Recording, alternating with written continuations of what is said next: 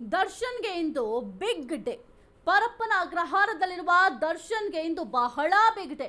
ಯಾವ ಕಾರಣಕ್ಕೆ ಅಂತಂದ್ರೆ ಹಾಸಿಗೆ ದಿಂಬನ ಪಡೆಯೋದಕ್ಕೆ ಕಾಟೇರ ಕಾನೂನು ಹೋರಾಟಕ್ಕೆ ಮುಂದಾಗಿದ್ದಾರೆ. ಇನ್ನು ಹಾಸಿಗೆ ಬೇಕು, ದಿಂಬು ಬೇಕು ಅಂತ ಸದ್ಯಕ್ಕೆ ಕಾನೂನು ಮೊರೆ ಹೋಗಿದ್ದಾರೆ. ಪರಪ್ಪನ ಅಗ್ರಹಾರದಲ್ಲಿರುವ ದರ್ಶನ್ಗೆ ಇವತ್ತು ಬಹಳ ಬಿಗ್ ಡೇ. ಹಾಸಿಗೆ ದಿಂಬು ಪಡೆಯಲು ಕಾಟೇರ ಕಾನೂನು ಹೋರಾಟಕ್ಕೆ ಮುಂದಾಗಿದ್ದಾರೆ. ದರ್ಶನ್ ನೀಡಿರುವ ಸೌಲಭ್ಯದ ಬಗ್ಗೆ ಕೋರ್ಟ್ಗೆ ವರದಿ ಸಲ್ಲಿಕೆಯನ್ನ ಮಾಡಬೇಕಾಗುತ್ತೆ. 57ನೇ CCH ಕೋರ್ಟ್ಗೆ ಜೈಲ್ ಅಧಿಕಾರಿಗಳು ವರದಿಯನ್ನ ಸಲ್ಲಿಕೆ ಮಾಡಬೇಕಾಗುತ್ತೆ. ಇನ್ನು ಕೋರ್ಟ್ ಆದೇಶವಿದ್ರೂ ಕೂಡ ಸೌಲಭ್ಯ ನೀಡಿಲ್ಲ ಅಂತ ದರ್ಶನ್ ಅರ್ಜಿಯನ್ನ ಕೋರ್ಟ್ಗೆ ಸಲ್ಲಿಕೆಯನ್ನ ಮಾಡಿದ್ರು. ವಿಚಾರಣೆಯ ಹಿನ್ನೆಲೆ ಜೈಲ್ ಅಧಿಕಾರಿಗಳಿಗೆ ಹಾಜರಿರಲು ಕೂಡ ಸೂಚನೆಯನ್ನ ಕೊಡಲಾಗಿದೆ. ಈ ವಿಚಾರಣೆ ಆಗುವಂತಹ ಸಂದರ್ಭದಲ್ಲಿ ಜೈಲ್ ಅಧಿಕಾರಿಗಳು ಕೂಡ ಹಾಜರಿರಬೇಕು ಅಂತ ಸೂಚನೆಯನ್ನ ಕೊಡಲಾಗಿದೆ.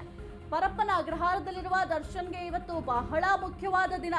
ಹಾಸಿಗೆ ದಿಂಬು ಪಡೆಯೋದಕ್ಕೆ ಕಾಟೇರ ಕಾನೂನು ಸಮರಕ್ಕೆ ಮುಂದಾಗಿದ್ದಾರೆ. ಈ ಮೊದಲು ನನಗೆ ಹಾಸಿಗೆ ಬೇಕು, ದಿಂಬು ಬೇಕು, ನನಗೆ ಆರೋಗ್ಯದ ಸಮಸ್ಯೆ ಇದೆ, ನನ್ನ ಆರೋಗ್ಯದ ಸಮಸ್ಯೆ ಇರುವ ಕಾರಣದಿಂದ ನನಗೆ ಮಲ್ಕೊಳ್ಳೋದಕ್ಕೆ ಬಹಳ ಕಷ್ಟ ಆಗ್ತಿದೆ, ಬೆನ್ನು ನೋವಿದೆ ಅಂತ ಹೇಳ್ತಾ ಇದ್ರು. ಆ ಕಾರಣಕ್ಕೆ ಸೌಲಭ್ಯವನ್ನು ಕೊಡಬೇಕು ಅಂತ ಕೋರ್ಟ್ ಕೂಡ ಆರ್ಡರ್ ಮಾಡಿತ್ತು. ಸದ್ಯಕ್ಕೆ ದರ್ಶನ್ಗೆ ಜೈಲಲ್ಲಿ ಏನೆಲ್ಲ ಸೌಲಭ್ಯ ನೀಡಲಾಗಿದೆ, ವರದಿ ಸೇರಿ ಟೆಕ್ನಿಕಲ್ ಸಾಕ್ಷ್ಯ ನ್ಯಾಯಾಲಯಕ್ಕೆ ಸಲ್ಲಿಕೆಯನ್ನ ಮಾಡಬೇಕಾಗತ್ತೆ. CCTV footage, body warn camera ದೃಶ್ಯ ಕೂಡ ಸಲ್ಲಿಕೆ ಮಾಡಬೇಕಾಗುತ್ತೆ. ತಾಂತ್ರಿಕ ಸಾಕ್ಷ್ಯಕ್ಕಾಗಿ ದೃಶ್ಯಾವಳಿ ನೀಡಲಿರುವ ಅಧಿಕಾರಿಗಳು ಇನ್ನು CCTV ಫುಟೇಜ್ ಆಗಿರಬಹುದು ಅದೆಲ್ಲವನ್ನು ಕೂಡ ಪರಿಶೀಲನೆಯನ್ನ ಮಾಡ್ತಾರೆ. ಟೆಕ್ನಿಕಲ್ ಎವಿಡೆನ್ಸ್ ಏನಿದೆ ಅದೆಲ್ಲವನ್ನು ಕೂಡ ಪರಿಶೀಲನೆಯನ್ನ ಕೋರ್ಟ್ನಲ್ಲಿ ಮಾಡಲಾಗುತ್ತೆ. ಈ ಕುರಿತು ಹೆಚ್ಚಿನ ಮಾಹಿತಿ ನೀಡ್ತಾರೆ ನಮ್ಮ ಪ್ರತಿನಿಧಿ ಅಭಿಷೇಕ್ ಜೈಶಂಕರ್. ಸದ್ಯಕ್ಕೆ ಕೋರ್ಟ್ ಕೂಡ ಆರ್ಡರ್ ಮಾಡಿತ್ತು. ಏನೆಲ್ಲ ನಿಮ್ಮ ಹತ್ರ ಏನು ದಾಖಲೆಗಳಿದ್ದಾವೆ ದರ್ಶನ್ ಆರೋಪ ಮಾಡಿದಂಥ ಸಂಬಂಧಪಟ್ಟಂತೆ? ಯಾಕೆಂದರೆ ದರ್ಶನ್ ಆರೋಪ ಮಾಡಿದ್ರು ನನಗೆ ಹಾಸಿಗೆ ಕೊಡ್ತಾ ಇಲ್ಲ, ದಿಂಬು ಕೊಡ್ತಾ ಇಲ್ಲ, ಕೋರ್ಟ್ ಆರ್ಡರ್ ಮಾಡಿದ್ರು ಕೂಡ ನಿರ್ಲಕ್ಷ್ಯವನ್ನ ತೋರಿಸ್ತಾ ಇದ್ದಾರೆ ಅಂತ. ಅದಕ್ಕೆ ಏನೆಲ್ಲ ಎವಿಡೆನ್ಸ್ನ ರೆಡಿ ಮಾಡಿಟ್ಕೊಂಡಿದ್ದಾರೆ ಸದ್ಯಕ್ಕೆ ಜೈಲಧಿಕಾರಿಗಳು? ಈಗಾಗಲೇ ಏನು ದರ್ಶನ್ ಸೆಲ್ ಏನಿದೆ ಆ ಸೆಲ್ಗೆ ಹೋಗುವಂತಹ ಸಂದರ್ಭದಲ್ಲಿ ಅವರಲ್ಲಿ ಇದ್ದಂತಹ ಬಾಡಿ ವಾರ್ನ್ ಕ್ಯಾಮ್ರಾ ಏನಿದೆ ಅದರಲ್ಲೆಲ್ಲವೂ ಕೂಡ ರೆಕಾರ್ಡ್ ಆಗುತ್ತೆ. ಈ ಒಂದು ವಿಚಾರ ನ್ಯಾಯಾಲಯಕ್ಕೂ ಗೊತ್ತಿರುವಂತಹ ಒಂದು ಕಾರಣದಿಂದಾಗಿ ಈ ಬಾಡಿ ವಾರ್ನ್ ಕ್ಯಾಮ್ರಾದಲ್ಲಿ ರೆಕಾರ್ಡ್ ಆಗಿರುವಂತಹ ವಿಡಿಯೋಗಳನ್ನ ಇಂದು ಸಬ್ಮಿಟ್ ಮಾಡುವಂತಹ ಸಾಧ್ಯತೆಗಳು ಕೂಡ ಇದೆ.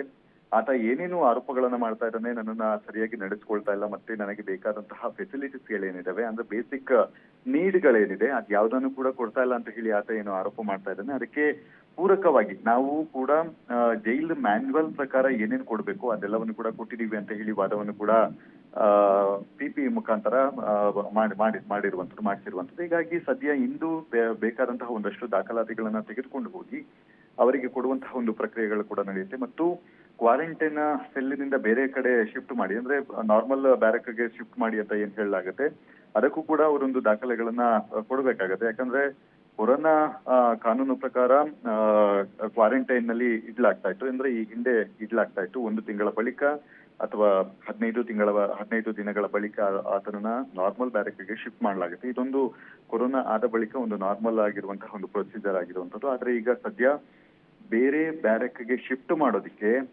ಭದ್ರತೆಯ ಕಾರಣದಿಂದಾಗಿ ಭದ್ರತೆಯನ್ನ ಅಂದ್ರೆ ಈಗಾಗಲೇ ಏನು ಸುಪ್ರೀಂ ಕೋರ್ಟ್ ಕೂಡ ಸ್ಪಷ್ಟವಾದಂತಹ ಒಂದು ಆದೇಶವನ್ನ ನೀಡಿದೆ. ಯಾವುದೇ ರೀತಿಯಾದಂತಹ ಐಷಾರಾಮಿ ಸೌಲಭ್ಯಗಳನ್ನ ನೀಡಿರುವಂತದ್ದು ಮತ್ತು ಅದರ ಫೋಟೋಸ್ಗಳು ಏನಾದ್ರು ಬಂದಂತಹ ಸಂದರ್ಭದಲ್ಲಿ ಸಹಜವಾಗಿ ಸಸ್ಪೆಂಡ್ ಆಗುತ್ತೆ ಅಂತ ಹೇಳಿ ಆ ಆದೇಶದ ಹಿನ್ನೆಲೆಯಲ್ಲಿ ಕ್ವಾರಂಟೈನ್ ಸೆಲ್ ಇಂದ ನಾರ್ಮಲ್ ಬ್ಯಾರಕ್ಗೆ ಹಾಕಿದಂತಹ ಸಂದರ್ಭದಲ್ಲಿ ಸಹಜವಾಗಿ ಅಲ್ಲಿದ್ದಂತಹ ಉಳಿದ ಆರೋಪಿಗಳೇನಿದ್ದಾರೆ ಅವರ ಜೊತೆ ಭೇಟಿಯಾಗಬೇಕಾಗುತ್ತೆ. ಅಲ್ಲಿ ಅಕಸ್ಮಾತ್ ಯಾರಾದ್ರೂ ಫೋಟೋಸ್ ಗಳನ್ನ ತೆಗೆದುಕೊಂಡಂತಹ ಸಂದರ್ಭದಲ್ಲಿ ಅದನ್ನ ಬೇರೆ ಕಡೆ ಅಂದ್ರೆ ಜೈಲಿನ ಹೊರಗಡೆ ಏನಾದ್ರೂ ಬಂದಂತಹ ಸಂದರ್ಭದಲ್ಲಿ ಸಹಜವಾಗಿಯೇ ಜೈಲು ಅಧಿಕಾರಿಗಳಿಗೆ ಇದರಿಂದ ತೊಂದರೆ ಆಗುವಂತಹ ಸಾಧ್ಯತೆಗಳು ಕೂಡ ತೀರಾ ಹೆಚ್ಚಿದೆ. ಹೀಗಾಗಿ ಈ ಒಂದು ಸಂಬಂಧವಾಗಿ ಕ್ವಾರಂಟೈನ್ ಸೆಲ್ ನಲ್ಲೇ ಇಟ್ಟಿದ್ದೀವಿ ಅಂತ ಹೇಳಿ ಸಮರ್ಥನೆಯನ್ನ ಮಾಡಿಕೊಳ್ಳುವಂತಹ ಸಾಧ್ಯತೆಗಳು ಕೂಡ ತಳ್ಳಿ ಹಾಕುವಂತಿಲ್ಲ. ಹೀಗಾಗಿ ಸೆಕ್ಯೂರಿಟಿ ಪ್ರಾಬ್ಲಮ್ ಮತ್ತು ಅದರದ ಒಂದು ದಾಖಲಾತಿ ಅಂದ್ರೆ ಸೆಕ್ಯೂರಿಟಿ ಏನೇನು ಇದಾಗುತ್ತೆ ಅದೊಂದು ದಾಖಲಾತಿ ಮತ್ತು ಬಾಡಿ ವಾರ್ನ್ ಕ್ಯಾಮ್ರಾ ಏನಿದೆ ಆ ಬಾಡಿ ವಾರ್ನ್ ಕ್ಯಾಮ್ರಾದ ವಿಡಿಯೋಗಳನ್ನ ಇಂದು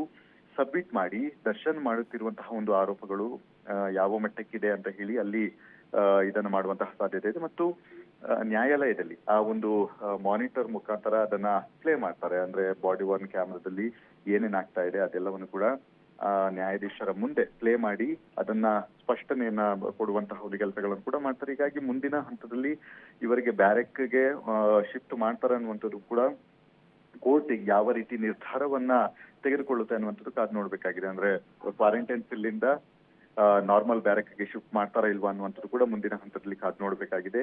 ಇದು 3ನೇ ಬಾರಿ ಒಂದು ಅರ್ಜಿ ಸಲ್ಲಿಕೆ ಮಾಡಿರುವಂತಹ ಒಂದು ಕಾರಣದಿಂದಾಗಿ ಪದೇ ಪದೇ ಅರ್ಜಿ ಸಲ್ಲಿಕೆಯನ್ನ ಮಾಡ್ತಾ ಇದ್ದಾರೆ, ಮತ್ತೆ ಅದೇ ರೀತಿಯಾಗಿ ಅದನ್ನ ಉಲ್ಲಂಘನೆಯನ್ನು ಕೂಡ ಮಾಡ್ತಾ ಇದ್ದಾರೆ ಅನ್ನುವಂತಹ ಒಂದು ವಾದವನ್ನು ದರ್ಶನ್ ಪರ ವಕೀಲರು ಈ ಹಿಂದೆಯೂ ಕೂಡ ಮಾಡಿದ್ರು. ಇಂದು ಕೂಡ ಅದನ್ನ ಮುಂದುವರಿಸಿಕೊಂಡು ಹೋಗುವಂತಹ ಸಾಧ್ಯತೆಗಳು ಕೂಡ ಇದೆ ಅಂತಾನೆ ಹೇಳ್ಬೋದಾಗಿದೆ. ಅವರ ವಾದ ಏನು ಅಂತ ಹೇಳಿದ್ರೆ, ಎಲ್ಲರಿಗೂ ಕೂಡ ಜೈಲ್ ಮ್ಯಾನ್ಯುವಲ್ ಏನಿದೆ ಅದೆಲ್ಲವನ್ನು ಕೂಡ ಮಾಡಬೇಕು, 1 ತಿಂಗಳಾದ ಬಳಿಕ ನಾರ್ಮಲ್ ಬ್ಯಾರಕ್ಗೆ ಶಿಫ್ಟ್ ಮಾಡಬೇಕು ಅಂತ ಹೇಳಿ. ನಾರ್ಮಲ್ ಬ್ಯಾರಕ್ಗೆ ಅದು ಕೂಡ ಮ್ಯಾನ್ಯುವಲ್ ಅಲ್ಲಿ ಇದೆ ಅಂತ ಹೇಳಲಾಗ್ತಾ ಇದೆ. ಆದ್ರೆ ಇಲ್ಲಿ ಈತ ಒಬ್ಬ ಸೆಲೆಬ್ರಿಟಿ ಆಗಿರುವಂತಹ ಕಾರಣದಿಂದಾಗಿ ನಾರ್ಮಲ್ ಬ್ಯಾರಕ್ಗೆ ಶಿಫ್ಟ್ ಮಾಡಿದಂತಹ ಸಂದರ್ಭದಲ್ಲಿ ಸಹಜವಾಗಿಯೇ ಬೇರೆ ಬೇರೆ ರೀತಿಯಾದಂತಹ ಒಂದು ಇದಾಗುವಂತಹ ಸಾಧ್ಯತೆಗಳು ಕೂಡ ಇದೆ. ಅಂದ್ರೆ ಫೋಟೋಸ್ಗಳು ಬರೋದು, ಅವನ ಫ್ಯಾನ್ಗಳು ಏನೋ ಇದ್ದಂತಹ ಸಂದರ್ಭದಲ್ಲಿ ಅವರನ್ನ ಮಾಡುವಂತದ್ದು. ಇಲ್ಲಿ ಬಹು ಮುಖ್ಯವಾಗಿ ಉಳಿದ ಆರೋಪಿಗಳ ಜೊತೆ ಸೇರಿದ್ರೆ ಐಷಾರಾಮಿಗೆ ಬೇಕಾದಂತಹ ಒಂದು ವಸ್ತುಗಳು ಆತನಿಗೂ ಕೂಡ ಸರಬರಾಜು ಆಗುವಂತಹ ಸಾಧ್ಯತೆಗಳು ಕೂಡ ಇದೆ ಅನ್ನುವಂತಹ ಕಾರಣದಿಂದಾಗಿ ಈ ರೀತಿಯಾದಂತಹ ಒಂದು ವಾದವನ್ನು ಮಾಡುವಂತಹ ಸಾಧ್ಯತೆಗಳು ಕೂಡ ತೀರಾ ಹೆಚ್ಚಿದೆ. Okay thank you Abhishek Jayashankar ನಿಮ್ಮೆಲ್ಲ ಮಾಹಿತಿಗಾಗಿ.